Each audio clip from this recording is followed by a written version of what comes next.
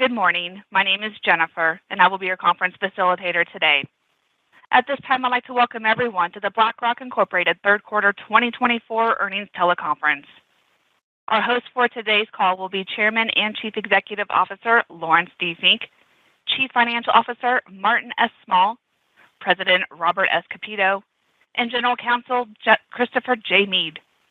All lines have been placed on mute to prevent any background noise. After the speaker's remarks, there will be a question-and-answer period. If you'd like to ask a question during this time, simply press star, then the number 1 on your telephone keypad. If you'd like to withdraw your question, please press star 2. Thank you. Mr. Meade, you may begin your conference. Good morning, everyone. I'm Chris Meade, the General Counsel of BlackRock. Before we begin, I'd like to remind you that during the course of this call, we may make a number of forward-looking statements. We call your attention to the fact that BlackRock's actual results may, of course, differ from these statements. As you know, BlackRock has filed reports with the SEC, which list some of the factors that may cause the results of BlackRock to differ materially from what we say today. BlackRock assumes no duty and does not undertake to update any forward-looking statements. So with that, I'll turn it over to Martin. Thanks, Chris. Good morning, everyone. It's my pleasure to present results for the third quarter of 2024. Before I turn it over to Larry, I'll review our financial performance and business results.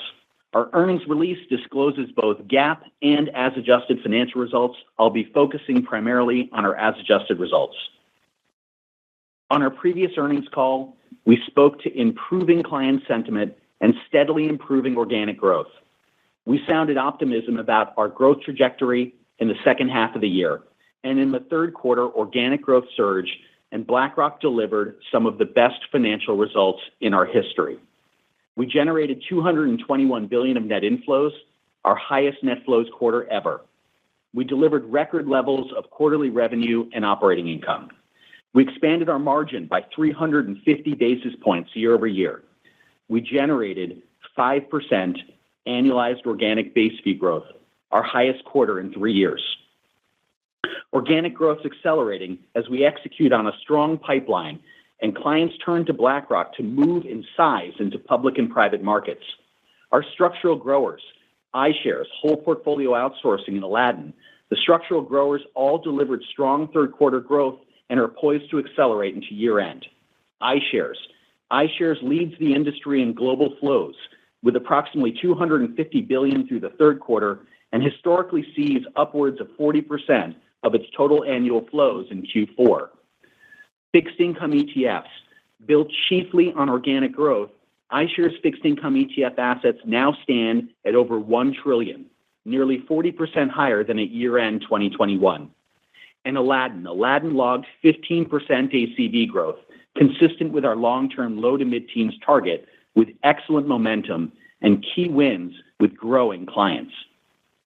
Finally, fixed income. Fixed income delivered across the platform with over $60 billion of net inflows. We believe a continued path of central bank normalization will support sustained inflows across bond funds, ETFs, and institutional accounts. Fixed income remains a compelling organic growth opportunity for BlackRock. Private markets are a strategic priority for BlackRock, delivering world-class private markets capabilities to more deeply serve clients across the whole portfolio. On October 1st, we closed on our acquisition of Global Infrastructure Partners. The combination triples infrastructure AUM and doubles private markets run rate management fees. We're already seeing the power of BlackRock and GIP together. Our partnership with Microsoft and MGX, it aims to realize the enormous investment potential of infrastructure to support AI innovation. And it's just the first proof point of the growth synergies we can create together. We're bringing private markets to wealth clients. BlackRock manages more than $300 billion of assets across model portfolios and separately managed accounts for wealth managers. These portfolios would benefit from increased exposure and more efficient access to the private markets. We believe the model portfolio solution we're building with Partners Group will revolutionize access to private markets for wealth managers and improve portfolio outcomes for millions of households on an even bigger scale than what's been done with evergreen funds. And as long observed in markets, information about capital has become almost as important as capital itself. Our planned acquisition of Preqin is accelerating this exciting private markets data and analytics journey for BlackRock and our clients.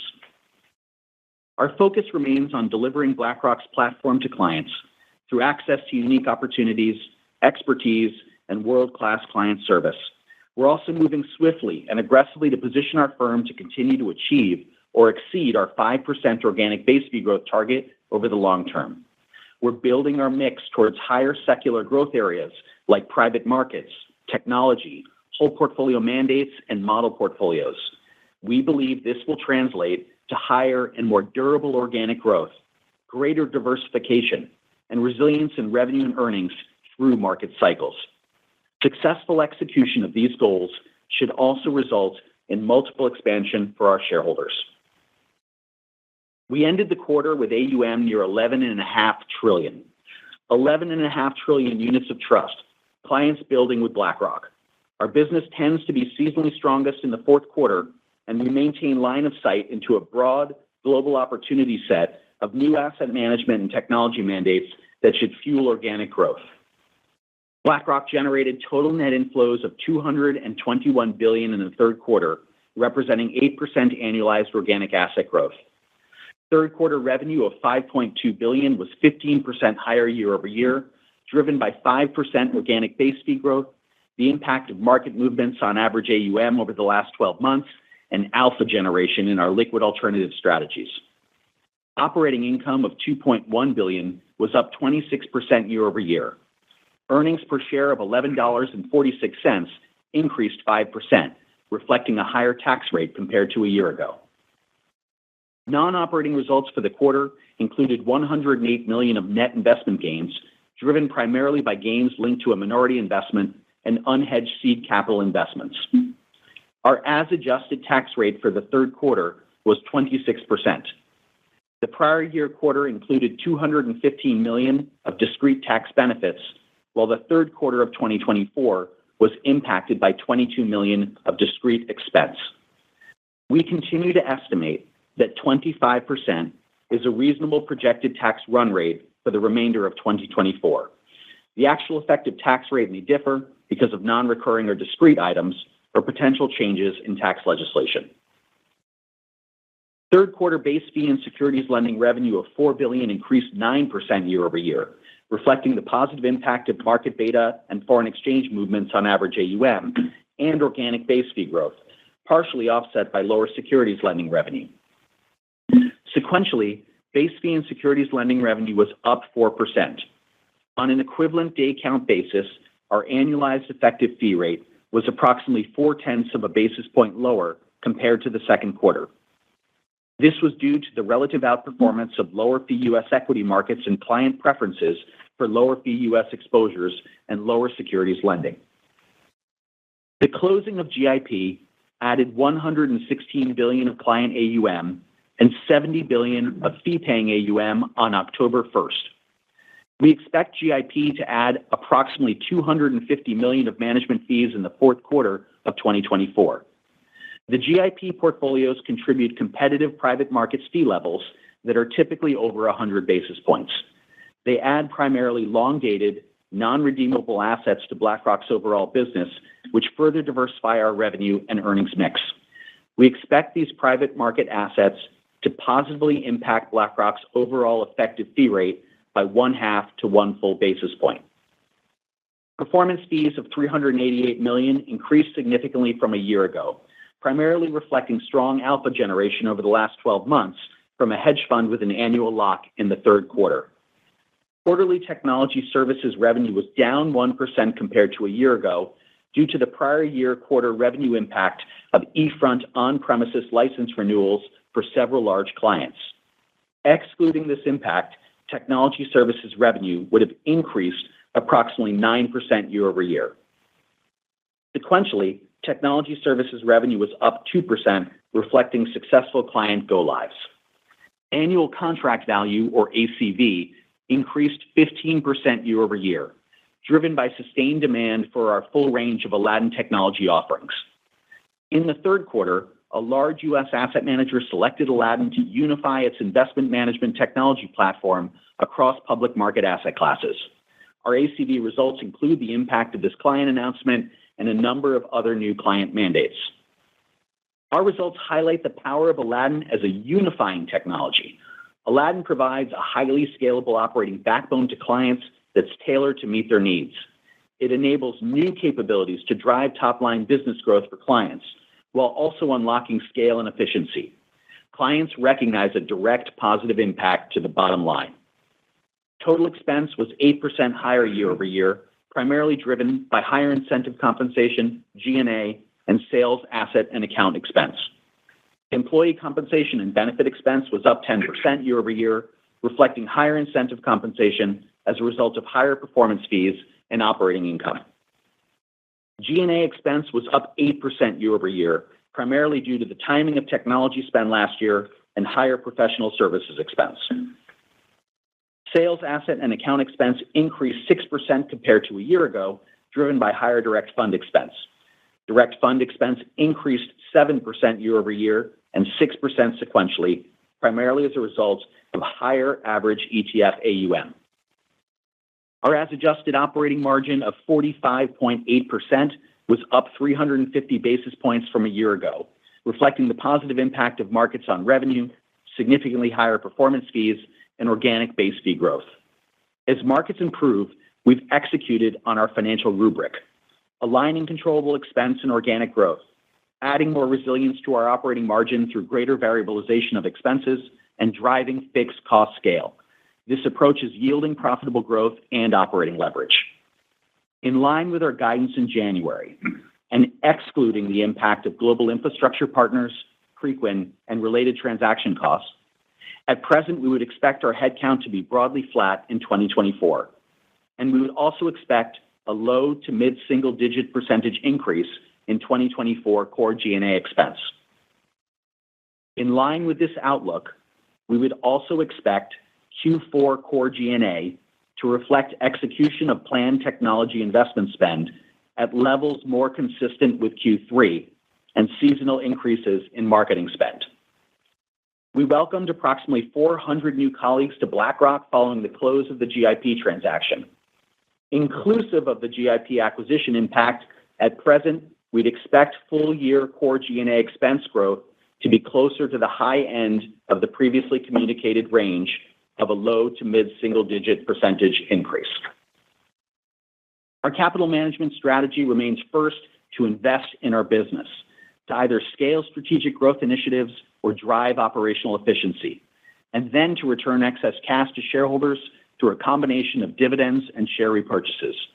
At times, we may make inorganic investments where we see an opportunity to accelerate growth and support our strategic initiatives. At the closing of the GIP transaction, we issued and delivered approximately 6.9 million shares of BlackRock common stock, subject to a 2-year lockup period.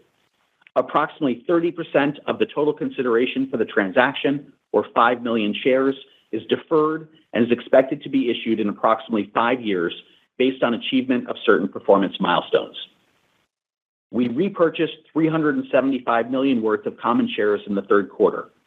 At present, based on our capital spending plans for the year and subject to market and other conditions, we still anticipate repurchasing at least $375 million of shares in the fourth quarter, consistent with our previous guidance. At present, we expect our planned acquisition of Preqin to close around year-end 2024, subject to regulatory approvals and other customary closing conditions. BlackRock's third quarter net inflows of $221 billion were well diversified and positive across client type, product type, active and index, and regions. Momentum in our ETFs continued to build with $97 billion of net inflows in the third quarter. Fixed income and core equity led net inflows of $48 billion and $32 billion respectively. Precision ETFs had $20 billion net inflows as clients efficiently adjusted tactical portfolio allocations with tilts towards U.S. and international developed market equities. BlackRock's cryptocurrency ETPs continue to grow and added $5 billion of net inflows in the third quarter. Institutional clients continue to consolidate more of their portfolios with BlackRock, and our institutional franchise raised $56 billion of net inflows in the third quarter. Our institutional active franchise saw $27 billion net inflows, primarily in fixed income and multi-asset. Flows benefited from the funding of several large insurance and pension outsourcing mandates. We also saw positive flows into systematic equity, LifePath target date offerings, and private market strategies. Institutional index net inflows of $29 billion reflected large mandate wins and client-specific asset allocation and rebalancing decisions. Retail net inflows of $7 billion were led by continued strength in Aperio and inflows into U.S. active fixed income mutual funds.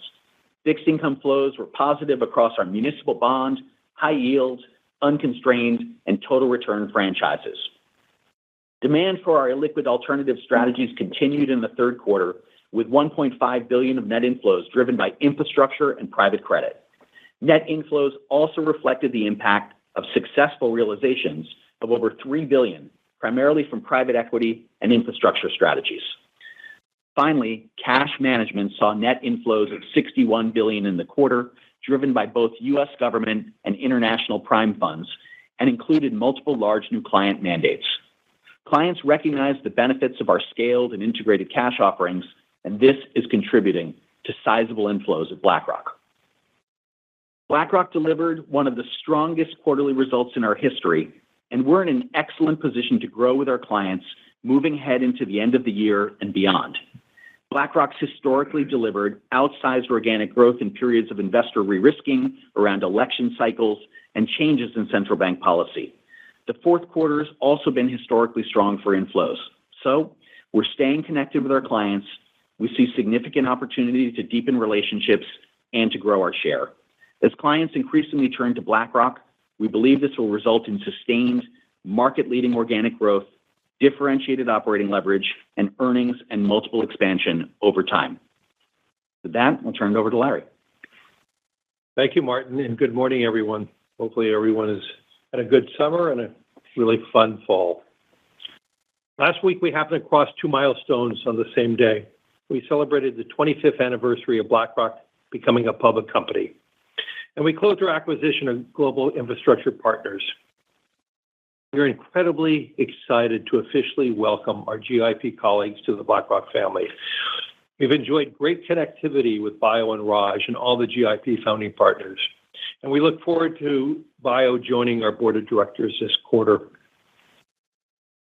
Reflecting on these milestones, and those came before, I believe our relationships with clients, with corporations, and with other partners are the strongest they've ever been. We're long-term connectors, and our relationships span many years as holders of company debt and equity. Our position as a consistent long-term investor differentiates us from opportunistic capital. We are not transactional. We are effectively perpetual capital, particularly through our index holdings. Those long-standing relationships underpinned by long-term ownership positions are unlocking differentiated partnerships, especially as we expand into private markets. We founded BlackRock based on our belief in the long-term growth of the capital markets and the importance of being invested in them.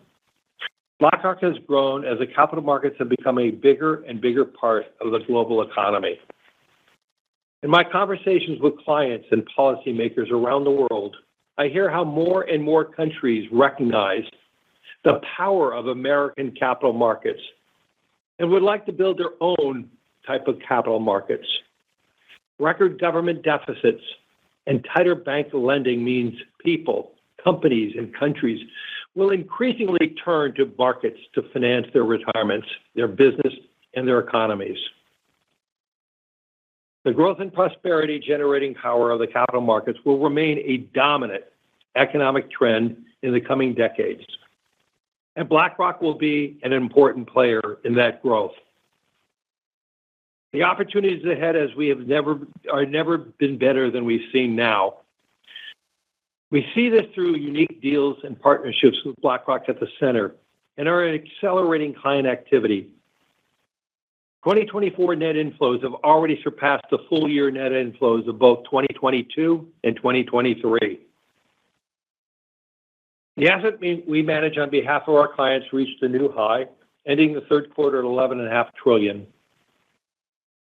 AUM has grown $2.4 trillion, or 26%, over the last 12 months. In that time, clients have entrusted BlackRock with $456 billion of net assets, including a record $221 billion in the third quarter. Third quarter net inflows and corresponding organic base fee growth of 5% represents our highest level in the last 3 years. And 15% technology services ACV growth is also at a fresh high. On our earnings calls earlier this year, we discussed with our shareholders our visibility to a strong pipeline. We shared how this would lead to accelerating organic growth in the second half, and we're seeing that in our results today. We continue to grow our pipeline across the breadth of Aladdin, investment management mandates, and we expect momentum to further build into year-end in 2025. We are effectively leveraging our technology, our scale, and our global footprint to deliver profitable growth. Quarterly revenues and operating income both set new records, up 15% and 26% respectively year over year. And our 45.8% operating margin is up 350 basis points. Importantly, organic growth has great breadth and is diversified across BlackRock. For both the third quarter and the first 9 months of 2024, flows were positive and active in index across all asset classes, across all client types, and across all regions. Actives have contributed $28 billion in the third quarter, including positive results in active equities. ETFs remain a secular growth driver, adding $97 billion of net inflows in the quarter and $248 billion year to date. We're seeing a broadening of ETF adaptation globally, leading to increased levels of utilization, which we believe will only continue. A number of significant whole portfolio institutional mandates funded in the quarter, and we continue to be chosen for large global solutions. Last month, we were selected as a fiduciary manager for a $30 billion Dutch pension fund with more than 30,000 members. Our performance, our technology, and our in-depth knowledge of local investment nuances increasingly make us the preferred partner for institutional clients. Many investors have large cash holdings. Money market industry assets are hitting new records in the quarter, including BlackRock's own cash position, which had $61 billion in net inflows.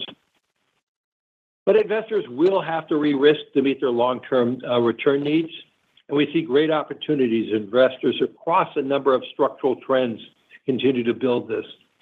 These include rapid advancements in technology and AI and rewiring of globalization, and the unprecedented need for new infrastructure.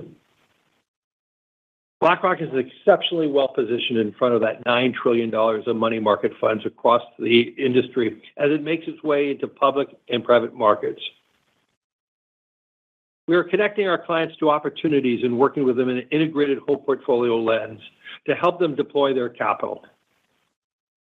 We know our strategy is ambitious and our strategy is working. BlackRock is becoming the premier long-term capital partner across public and private markets. Private markets are becoming increasingly important in the financing of the economy. Growing public deficits are only going to expand the role of private markets in powering economic growth. These dynamics are reshaping the landscape of how our clients invest and how they allocate capital within their portfolios. Throughout our history, we've never shied away from making big bets to better serve our clients. As we did when we created Aladdin, unlocking new markets through ETFs and pioneered whole portfolio advisory across active and index, we made coordinated investments to bring private market opportunities to our clients in a better way. Client enthusiasm for the planned integration of GIP and the closing of Preqin has exceeded our own high expectations. Our clients are excited to see how GIP and Preqin capabilities are amplified by being part of BlackRock. The private markets and the client's allocation to them will continue to grow. Standardized, transparent private market data and analytics will be increasingly important. As with Aladdin, we believe we can add more value to Preqin as both a user and a provider of private market data and risk analytics. Aladdin expanded into new asset classes and markets as BlackRock and our own clients evolved, and we expect the same for Preqin. The growth of private markets is underpinned by the continued rise of infrastructure. It presents a generational investment opportunity. Over the next 15 years, the world will need to invest $75 trillion to repair aging infrastructure, to invest in new projects like data centers and decarbonization technology.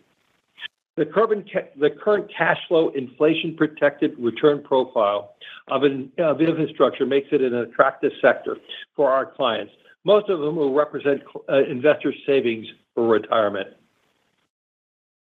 With the close of GIP, we are now offering our clients access to market-leading investment and operating expertise across infrastructure private markets. Clients will benefit from our substantial scale as the second largest private market infrastructure manager in the world, with $170 billion in our client assets. And we have differentiated performance. GIP brings a track record of well-timed and disciplined entries into strategic exits, having returned over $45 billion of capital to investors. With higher rates, distributions to paid-in capital are a critical measure of success and where we are an industry leader. The combination of BlackRock's infrastructure platform with GIP is already unlocking meaningful opportunity for our clients. We recently announced our partnership with Microsoft and MGX to launch the Global AI Infrastructure Investment Partnership. It will make investments in new and expanded data centers to meet growing demand for compute power. We'll also invest in energy infrastructures needed to create new sources of power for these facilities. Mobilizing private capital to build AI infrastructures like data centers and power will unlock a multi-trillion-dollar long-term investment opportunity. BlackRock is uniquely positioned at the center of this opportunity through our long-standing relationships with corporates, including hyperscalers and energy suppliers and governments around the world. We look forward to be working with our stakeholders in this ecosystem to navigate opportunities and challenges while we also are delivering investment returns for our clients. This partnership is a powerful demonstration on how our expanded capabilities will enable us to do even more with our clients, investing in one of the largest growth imperatives in the coming decades. In addition to infrastructure, private credit is an important component of our clients' portfolio. We've grown our own broader private debt business organically and inorganically in recent years. Today, we manage over $85 billion and diversified across lending, investment-grade private placements, infrastructure, and real estate debt. And we've been a top 10 fundraiser over the last decade.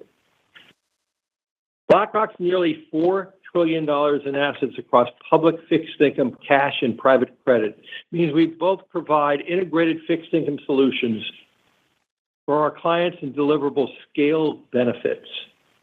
Our scale enhances our proprietary deal sourcing, access to the execution of deal flow, deeper liquidity, lowering trading costs, all of which benefits each and every one of our clients. Private markets have mainly been accessible to institutional investors, while private wealth holdings are underweight by comparison. For many wealth investors, the addition of private markets to the portfolio may provide diversification benefits to better returns. To help bridge this gap, we recently announced a partnership with a Partners Group to develop a first-of-its-kind private markets model portfolio solution. We believe it will transform retail access by enabling financial advisors and their clients to add broad-based exposures to the private markets, including to the BlackRock funds. We continue to innovate new investment strategies to improve private market access for our clients, backed by our own investment expertise, our proprietary sourcing of deals, and our technology. As market complexities and opportunities grow, clients need to scale enablers like Aladdin. Clients use Aladdin to consolidate a patchwork of legacy technologies, resulting in greater and better business agility and resilience. It combines risk management, the investment book of record, its performance, its accounting, its risk, and data all on one platform. Clients' research shows that Aladdin's scalable capabilities allow clients to grow faster, operate more efficiently, better risk management with their technology spend over the long term. The power of Aladdin is resonating with both asset owners and managers. The ACV growth reflected several significant client mandates, including a large public asset manager and one of our largest Aladdin assignments ever. Aladdin is core to the consistent performance our portfolio managers deliver for clients. We leverage our investment insights and technology to bring the performance they demand and deserve. Flows into BlackRock active strategies accelerated in the third quarter with $28 billion of net inflows, bringing our year-to-date total of $39 billion. This includes demand for active equities led by our high-performing quant strategies, where more than 90% of the AUM is above the 1, 3, and 5-year period. Across asset classes, investment performance remains strong over the long run. This is resonating in our active flows and our liquid performance fees, and performance positions us well for future growth. Index ETFs are increasingly being used within active management, and the ETF structure is being used to pair the alpha generation of leading investors with the liquidity, tax efficiency, and transparency offered by ETFs. These dynamics are contributing to client demand globally for iShares ETFs. BlackRock generated in the third quarter ETF net inflows of $97 billion. ETF flows were positive across all segments and major regions, including double-digit organic growth in Europe. There's more to come with the fourth quarter, which typically brings our seasonally strongest period of the year. Our iShares fixed income ETF platform recently crossed $1 trillion in assets, and standalone, it would be a top 5 bond manager by itself. Assets have nearly doubled over the last 5 years. All of that growth has been organic and mostly in a flat to down fixed income beta environment. A more normalized, relatively high rate environment has the potential to encourage investors back even more into fixed income. We continue to innovate in our exchange-traded products to provide better access to markets. This quarter, we launched our Ethereum ETF, which has garnered more than $1 billion in net inflows in the first 2 months of trading. It follows the successful launch of our Bitcoin product, which has now grown to $23 billion in its first 9 months. And we will continue to pioneer new products to be making investing easier and more affordable. On October 1st, 1999, BlackRock listed on the New York Stock Exchange for $14 a share. Today, we're trading somewhere around $9.60. When we went public, it was with a belief in the importance of growth and the depth of the global capital markets. We wanted to share our success with a broader population of people investing for the future, including our employees. That all still holds true today. Our relentless focus on clients, having a growth mindset, and a willingness to change and evolve has generated a compounded annual total return of over 20% for our shareholders since our IPO 25 years ago. BlackRock has exceeded the total return of the S&P 500 in 19 of those 25 years, representing a business model to serve all our stakeholders. We are better positioned than ever to serve our clients and to deliver growth for our shareholders in the years to come. I've never felt more optimistic in our positioning as I do today, even after 25 years of being a public firm and 37 years of being a firm.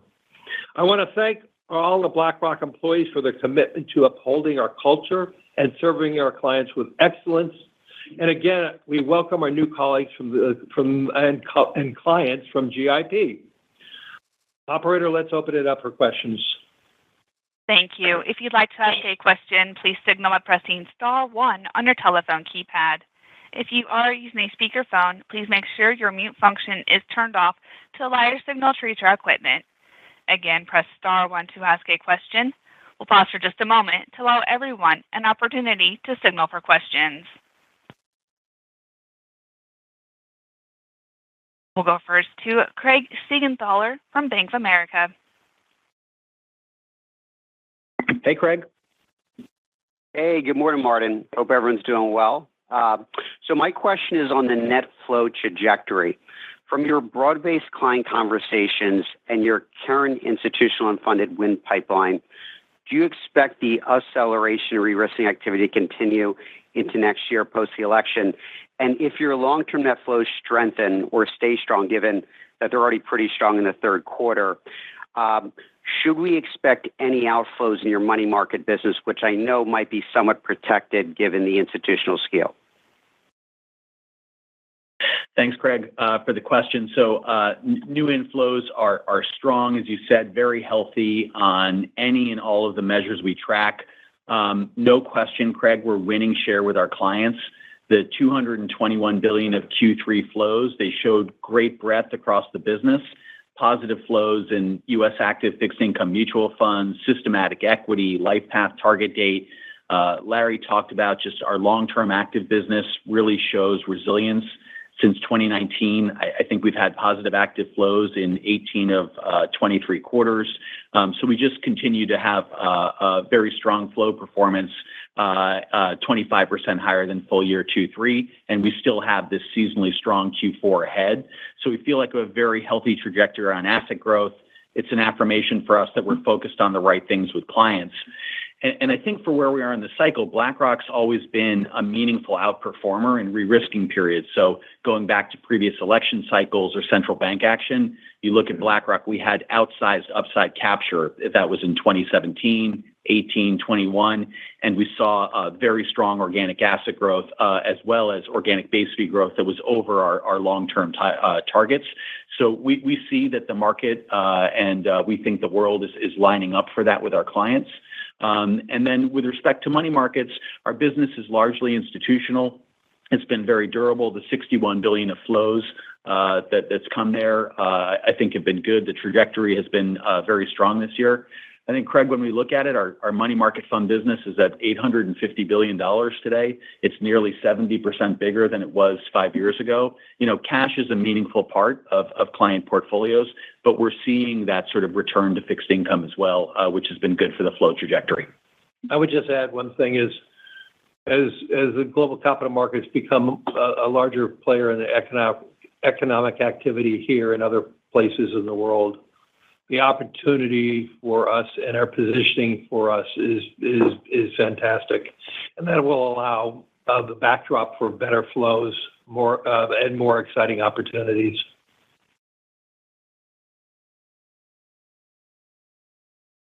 We'll go next to Michael Cyprys with Morgan Stanley. Hey, good morning. Hi, Michael. Hey, congratulations on the strong quarter here. And great to see the meaningful operating leverage as well in the quarter. So just curious how you're pacing investment spend here into 25. How is that evolving? And what are some of the levers to drive margin expansion for in the 12 to 18 months? Maybe you can update us on where you are along the journey of variabilizing your expenses. Thanks, Mike. I appreciate it, Martin. So just contextually, right, our approach to shareholder value creation is to generate, industry-leading, differentiated organic growth, to drive operating leverage and industry-leading margins, and to execute on a consistent capital management strategy. We've got a strong track record at BlackRock of investing in the business for growth and scale while also expanding profitability. It's not just about growth, it's about profitable growth over the long term. I'd say our growth comes from being very disciplined in making and managing continued investments in our business. We've dubbed this our financial rubric, which I mentioned. We size our operating investments in line with a prudent lens on organic growth potential. We're aiming to put more flexibility in our cost base and variabilizing more expenses where we can, and we've made a lot of progress there. And most importantly, we're looking to generate fixed cost scale, especially through investments in technology. We've got a consistent track record of delivering industry-leading margins and improving them. And I'd say the scale indicators, that they're really coming through the results. We generated 350 basis points of margin expansion year over year, while operating income rose 26%. And since the end of 22, BlackRock assets under management are up $3 trillion, while headcount's broadly flat. So we're delivering the benefits of scale and productivity, which showing in our margin expansion. We continue to believe that technology, automation, firm footprinting are the major levers there for us to continue to drive that margin expansion. And the last thing I'd say is just market movements. Market movements beta, that's our highest margin item, both when markets move meaningfully up or down. And we continue to see conditions for reasonably positive growth in the markets over the near to intermediate term. So we believe we can continue to invest to accelerate organic growth and deliver margin expansion using this financial rubric that we've laid out. We'll go next to Alex Blostein with Goldman Sachs. Hey, Larry. Hey, Martin. Good morning, guys. How are you? I'm good, thanks. Question for you guys on private markets. There's a couple of topics, but maybe starting with GIP, helpful to maybe just to get a mark to market on some of the financial elements. I know, Martin, you talked about $250 million, I think, in management fees in the fourth quarter. Can you talk a little bit about how you see that evolving into 2025? What are some of the kind of fund flow dynamics on the legacy GIP side, and what are some of the things that you guys are working with them together? And also, if you could just remind us what the operating margin on that business is as well out of the gate as well. Thanks. Thanks, Alex. So just the closing of GIP, it's a great milestone in BlackRock's history. We're really excited to welcome over 400 new colleagues, to welcome the leadership team, Bio, Raj, Michael, John, everybody. Our clients are excited. The consultants that we've been working with are excited. The corporate partners are excited. So we're really eager to partner on this new platform. And the reception, as Larry mentioned, has been overwhelmingly positive. For us, this is a revenue growth story. This is about expanding capabilities. We're working to unlock substantial growth synergies across origination, capital formation, and platform scale. We're seeing excellent momentum in fundraising for across the platform at GIP, at BlackRock, and have, I'd say, really strong ambitions, especially around the AI Innovation Fund that Larry mentioned. As I mentioned on the call, in my earlier remarks, we're consolidating $116 billion of GIP AUM, client AUM, $70 billion of fee-paying AUM. We're doubling private markets run rate management fees at BlackRock in the transaction. Think about GIP adding, as we said on the call, annualized north of $400 million of earnings at sort of 50-ish% margins, $250 million in management fees we expect to come in the fourth quarter. So I'd model sort of $1 billion of fees with an FRE margin north of 50% when we think about 2025 in terms of GIP. We'll go next to Dan Fannon with Jefferies. Hi, Dan.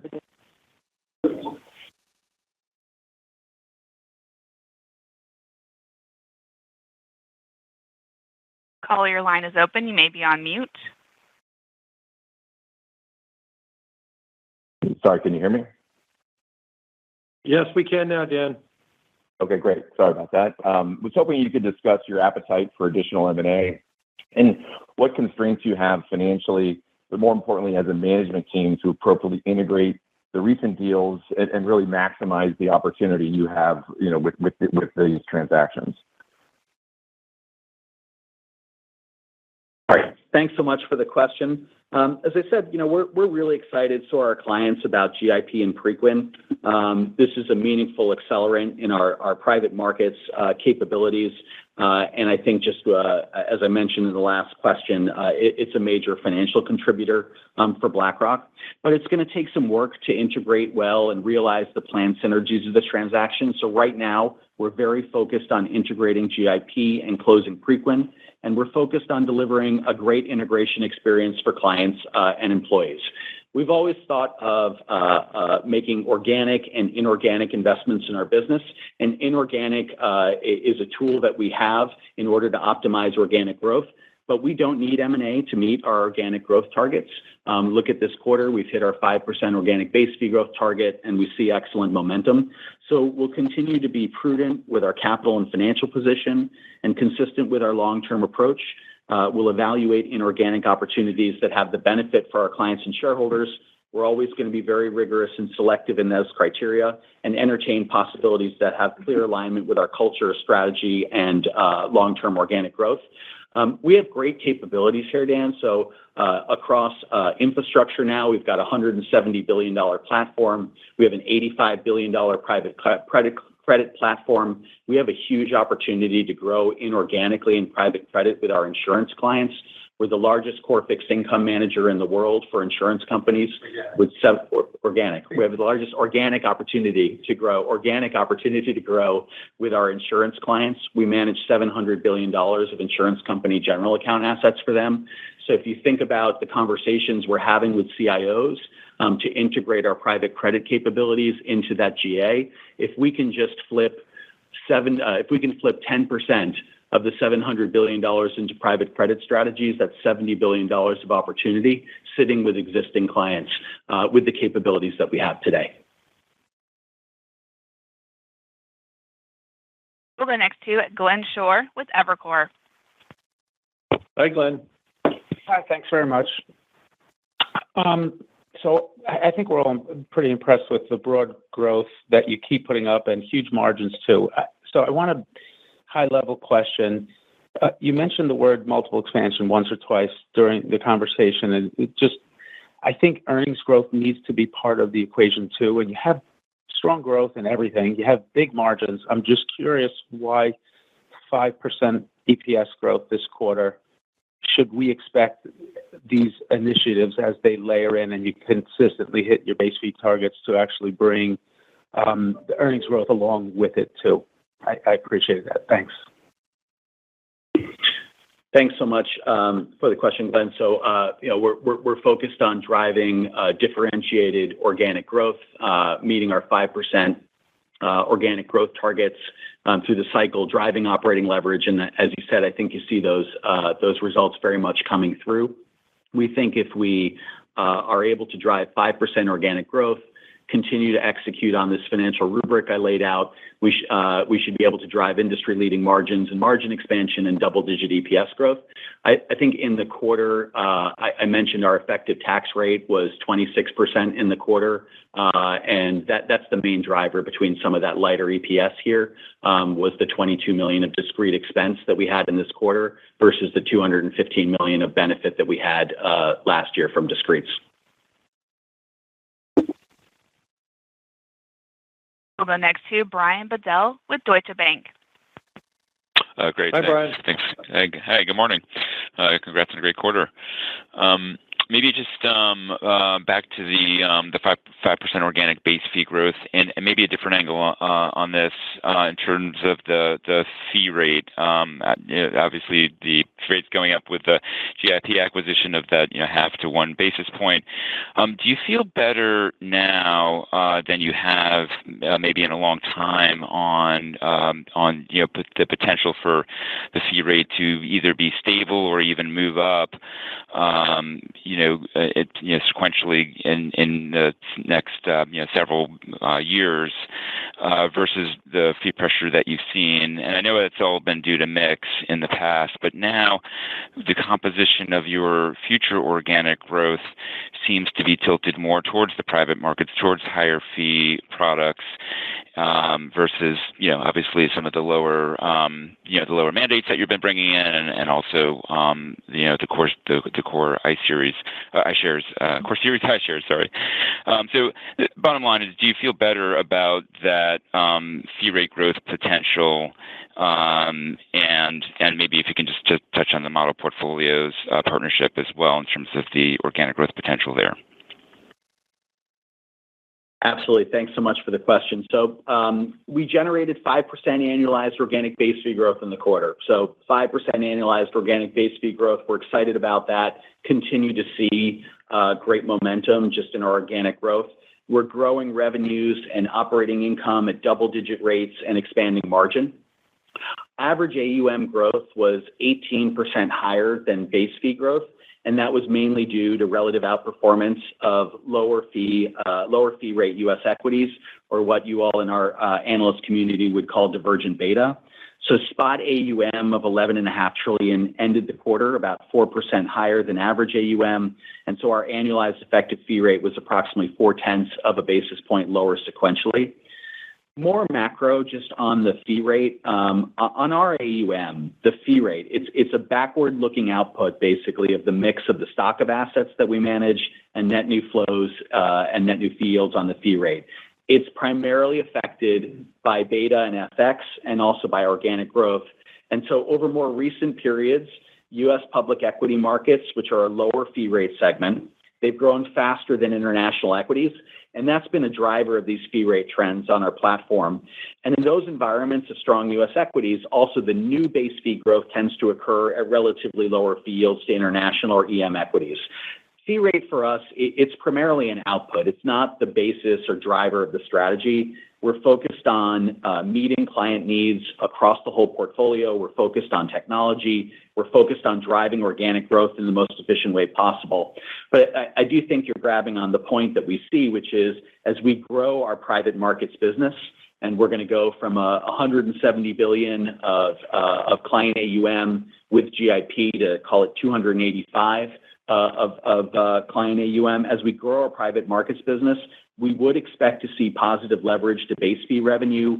We'd expect to see positive leverage to average fee rates and organic growth over time. Going into Q4 ex-GIP, we'd expect the entry rate to be flat. And as I noted, consolidation of the GIP portfolios into our business is expected to lift the fee rate by about 0.5 to 1 full basis point. So in the longer term, as we see liquids and private markets as a bigger contributor to our business mix, we would expect that to have positive leverage on the fee rate. We'll go next to Bill Katz with TD Cowen. Okay, thank you very much. Good morning, everybody. Happy anniversary. I think I was there at the beginning. Sad to say. You were? Indeed, I remember that meeting like it was yesterday. So question for you. I was very intrigued by your statement about revolutionizing the wealth management opportunity. I was wondering if you could maybe unpack that a little bit. I think you mentioned that the whole portfolio opportunity could be better than everything on the evergreen side to date. And just wondering if you could expand your thinking a little bit just so we get a sense of the magnitude and the opportunity and maybe any go-to-market strategy we should be thinking about as we look into the new year. Thank you. Thank you. Thanks, Bill, very much. Very much appreciate the question. So we have strong relationships in wealth and retail markets across the globe.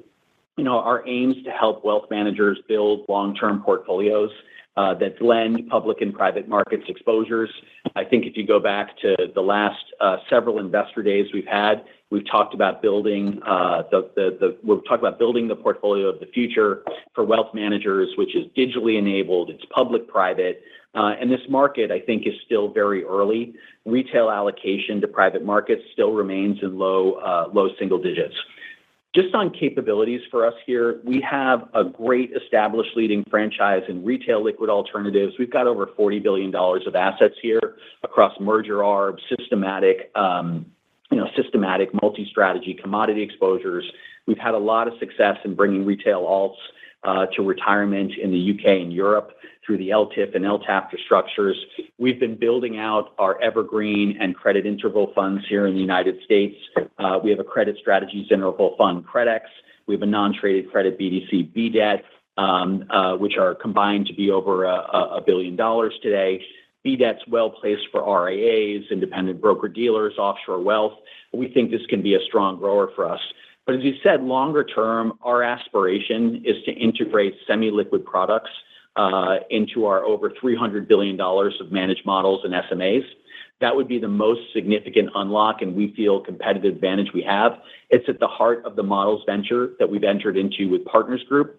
But I'd say it's part of the partnerships we have with Envestnet, with GeoWealth, with iCapital, with Case, with Vestmark. Our goal is to make model portfolios seamless in terms of public-private, in the same way we've been able to do that, in the same way that we've been able to do that with ETF and mutual fund active model portfolios. So we have a lot more work to do on that, but we're excited about the opportunity. Bill, let me add more to that answer. As we believed when we acquired BGI that ETFs would become the instrument of so much of the activity in the capital market, and it's really been that way. Even in 2012, when we said ETFs are going to be expanding heavily in fixed income, to the surprise of so many people, and we crossed $1 trillion of that. What we are seeing now in private markets, a blending of public and private, and that's going to continue to blend. Institutional clients are going to be looking at measurements of liquidity, and they're going to be trading in between public and privates, and that will become the new domain. And so we're not going to look at private markets in the same way. Like, we're not going to say they're alternatives; they're just part of the marketplace itself. And one of the reasons why we were so driven to acquire Preqin, we believe that data and analytics will accelerate that movement of making public and private ubiquitous together. And what we're going to look at is liquidity as the driver of risk. And so we're going to be blending liquidity from the public markets to liquidity of the private markets and making risk assessments.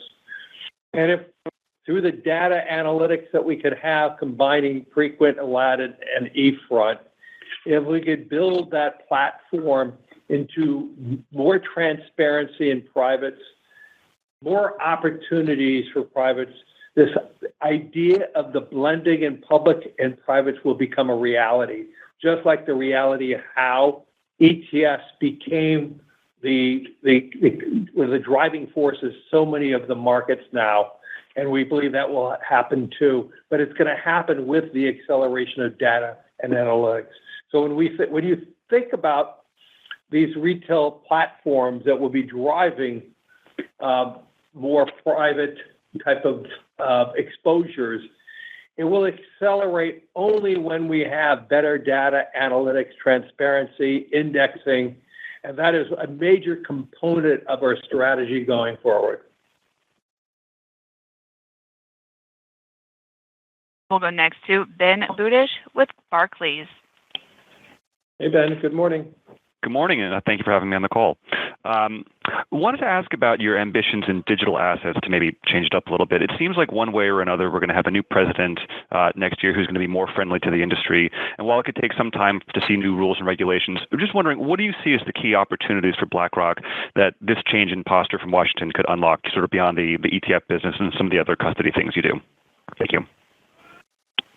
Well, first, I'm not sure if either president or other candidate would make a difference. I do believe the utilization of digital assets are going to become more and more of a reality worldwide.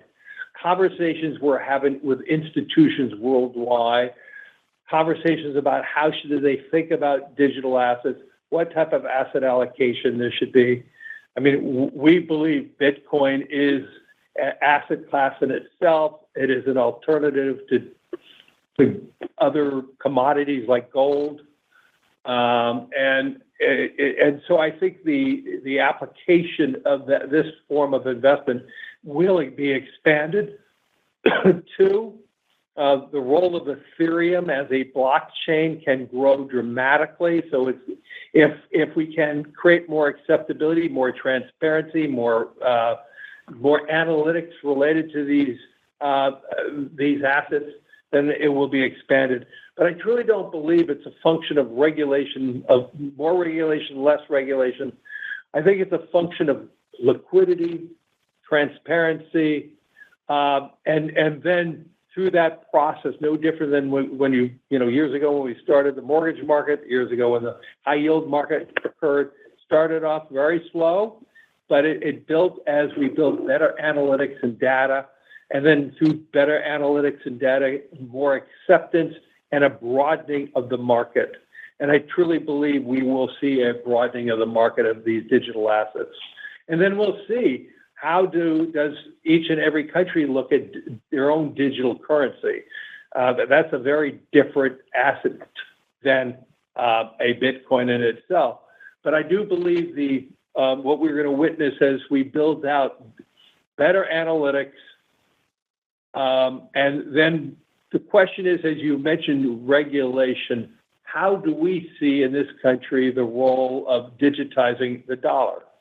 And what role does that play? That's a very different question related to like, let's say, Bitcoin and other items like that.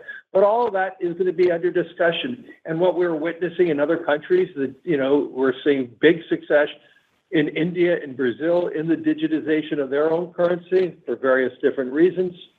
But we believe the technology of these blockchains are going to become very additive, and then you overlay AI and having better data and analytics, the applicability and the broadening of these markets will occur.